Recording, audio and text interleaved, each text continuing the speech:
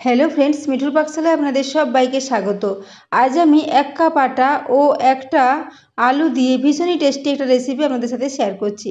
এই জন্য এখানে প্রথমে 1 কাপ পরিমাণে আটা নিয়ে নিয়েছি, ওই সাথে একটু স্বাদ অনুযায়ী লবণ দিয়ে দিচ্ছি।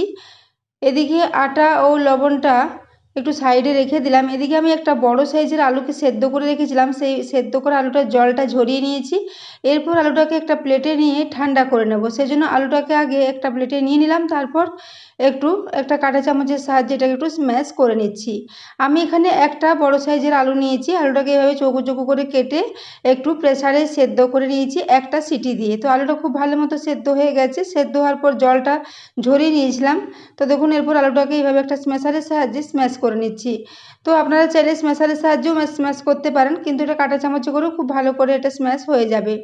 তো বন্ধুরা, আমি আজকে একটা ভীষণই টেস্টি রেসিপি আপনাদের সাথে শেয়ার করেছি। রেসিপিটা যদি ভালো লেগে থাকে তাহলে অবশ্যই চ্যানেলটি সাবস্ক্রাইব করে আমার পাশে থাকবেন এবং পাশে থাকা বেল আইকনটি অবশ্যই প্রেস করে রাখবেন। তাহলে আমি যে কোনো নোটিফিকেশানে ছাড়ি না কেন তার সবার আগে আপনার কাছে পৌঁছে যাবে। তো আলুটাকে ওদিকে স্ম্যাশ করে ঠান্ডা হওয়ার জন্য রেখে দিয়েছি। এদিকে আমি আটার সাথে 1 টেবিল চামচ পরিমাণে সুজি নিয়েছি, ওই সাথে 1 চা চামচ পরিমাণে ঘি নিয়েছি।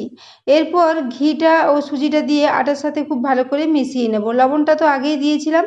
তো এরপর দেখুন, এটাকে খুব ভালো করে মেখে নিচ্ছি। শুকনো অবস্থায় সমস্ত উপকরণগুলোকে আগে এভাবে মিশিয়ে নেব। তারপর কিছুটা জল দিয়ে এটাকে একটা বেশ শক্ত ডো মতো রেডি করে নেব। তো দেখুন, এই জন্য একটু জল নিয়ে নিয়েছি। তো অল্প অল্প করে জল দিয়ে এর একটা বেশ মিডিয়াম আকারের ডো রেডি করব। ডোটা খুব বেশি নরমও হবে না, আবার খুব বেশি শক্তও হবে না। তো দেখুন, এইভাবে এটাকে হাতে করে খুব ভালো করে মেখে নিচ্ছি।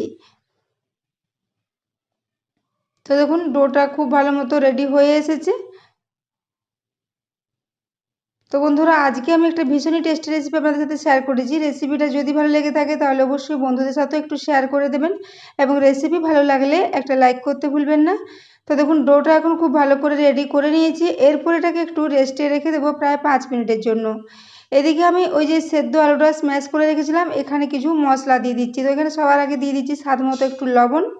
লবণটা দেওয়া হয়ে গেলে এখানে দিয়ে দিচ্ছি একটা কাঁচা লঙ্কাকে ছোটো টুকরো করে কেটে রেখেছিলাম। ওই সাথে দিয়ে দিচ্ছি 1/2 চা চামচ পরিমাণে ভাজা জিরের গুঁড়ো। ওই সাথে এখানে দিয়ে দিচ্ছি 1 চা চামচ পরিমাণে কসুরি মেথি।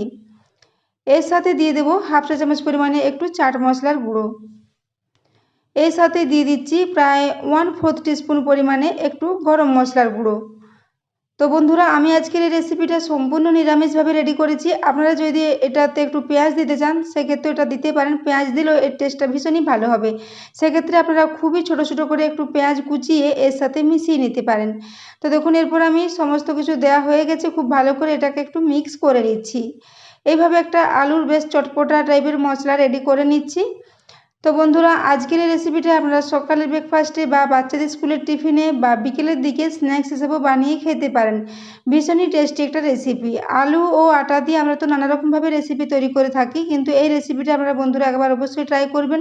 রেসিপিটা ভীষণই টেস্টি হয়েছিল। তো দেখুন, এরপর আমি আলুটাকে খুব ভালো করে একটু মিক্স করে নিচ্ছি। তো দেখুন, এটা এখন খুব ভালো করে মিক্স করে নিয়েছি। এটাও একটা বেশ ডো মতো করে রেডি হয়ে গেছে মিশ্রণটা।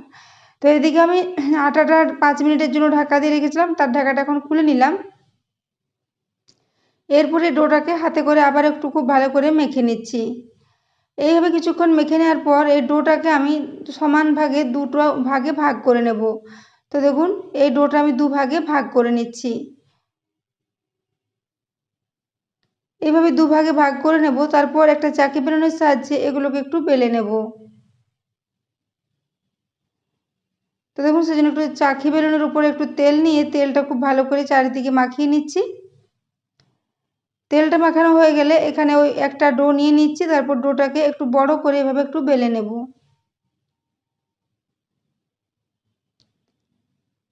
তো দেখুন, তেল দেওয়ার কারণে এটা খুব ভালো মতো মেলা যাবে, একদমই এটা চিটিয়ে যাবে না। তো দেখুন, এরপর এটাকে খুব ভালো করে মেলে নিচ্ছি, একটু বড় করে বেলবো। তো বন্ধুরা, এই রেসিপিটা অবশ্যই বাড়িতে একবার ট্রাই করবেন এবং কেমন হয়েছে কমেন্ট করে জানাতে ভুলবেন না। তো দেখুন, এইভাবে একটু বড় করে এটাকে বেলে নিয়েছি।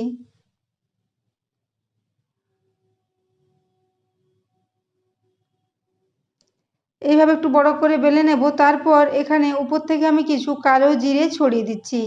কালো জিরে দিলে টেস্টটা ভীষণই ভালো হবে। তো দেখুন এর সাথেও আবারও একটু দিয়ে দেবো কসুরি মেথি, উপর থেকে একটু ছড়িয়ে দিচ্ছি। প্রায় হাফ চা চামচ পরিমাণে কসুরি মেথি নিয়েছি। কালো জিরে ও কসুরি মেথি দিলে এর টেস্টটা ভীষণই ভালো হবে। তো দেখুন এরপর এগুলোকে একটু এই বেলনের সাহায্যে বেলে নিচ্ছি, যাতে আটার সাথে এগুলো খুব ভালো করে মিশে যায়।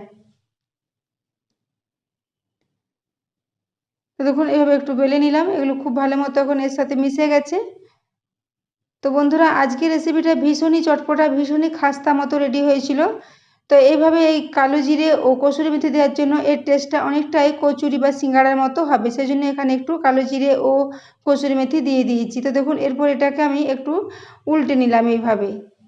এইভাবে উল্টে নেওয়ার পর একটা গ্লাস নিয়ে নিয়েছি, বাড়িতে থাকা জল খাওয়ার যে গ্লাস হয় সেই গ্লাসে করে এইভাবে একটু ছোট ছোট করে এগুলোকে গোল গোল করে রেডি করে নিচ্ছি। তাহলে প্রত্যেকটা একই সাইজে রেডি হবে, সেজন্য আমি এগুলোকে একটা গ্লাসে করে এভাবে কেটে নিলাম। তারপর বাইরের যে অংশটা আছে সেগুলোকে এভাবে একটু নিয়ে ছাড়িয়ে নিচ্ছি। তারপর এগুলো দিয়ে পরে আমি ওই একইভাবে এখান থেকে কয়েকটা এভাবে পুরির আকারে রেডি করে নেব। তো দেখুন বাকি মিশ্রণটা এখানে যেটা লেগে আছে সেটাকে এভাবে একটু ছাড়িয়ে নিচ্ছি।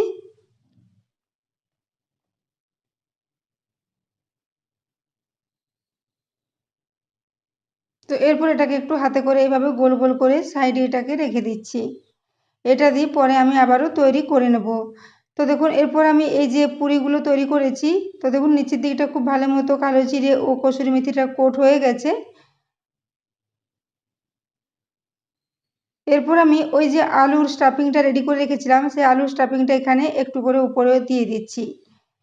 প্রায় 1 চা চামচ করে দিয়ে দিচ্ছি, যেহেতু পুরিগুলো ভীষণই ছোট সেজন্য একটু কম কম করে দিয়ে দিচ্ছি। তারপর ঠিক মাঝ বরাবর এগুলোকে একটু ছড়িয়ে দিচ্ছি। তো মাঝ বরাবর এভাবে ছড়ানো হয়ে গেলে আবার যে একটা করে পুরি আছে সেগুলো দিয়ে এগুলো একটু ঢাকা করে দিচ্ছি। তো দেখুন একদম দুটো সমান মাপ আছে, তাই মাঝ বরাবর এখানে আলুর মিশ্রণটা দিয়েছি এবং সাইডগুলো একটু করে ফাঁকা রেখেছি, যাতে সাইডগুলো খুব ভালো মতো মোড়া যায়। তো দেখুন এবারে এটাকে একটু আঙুলে করে এভাবে চাপ দিলে খুব সহজেই এগুলো মোড়া হয়ে যাবে এবং এটা আর খুলে যাবার ভয় থাকবে না। তো দেখুন এভাবে আমি দুটো আঙুলে করে চাপ দিয়ে দিয়ে এগুলোকে একটু খুব ভালো করে বন্ধ করে নিচ্ছি। তো বন্ধুরা আজকের রেসিপিটা ভীষণই টেস্টি একটা রেসিপি এবং বানিয়ে নেওয়া ভীষণই সহজ। বাড়িতে থাকা কয়েকটা উপকরণ দিয়ে খুবই চটজলদি এটা রেডি হয়ে যায়। এটাকে আপনারা বাচ্চাদের স্কুলের টিফিনে বানিয়ে দিতে পারেন, বা এটাকে সকালে ব্রেকফাস্টেও যে কোনো ডাল বা সবজির সাথে এটাকে সার্ভ করতে পারেন, খেতে ভীষণই ভালো লাগবে।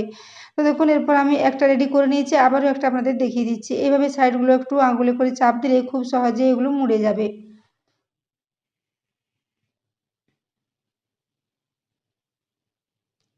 তো দেখুন এখানে আমি এইভাবে একইভাবে দুটো রেডি করে নিয়েছি।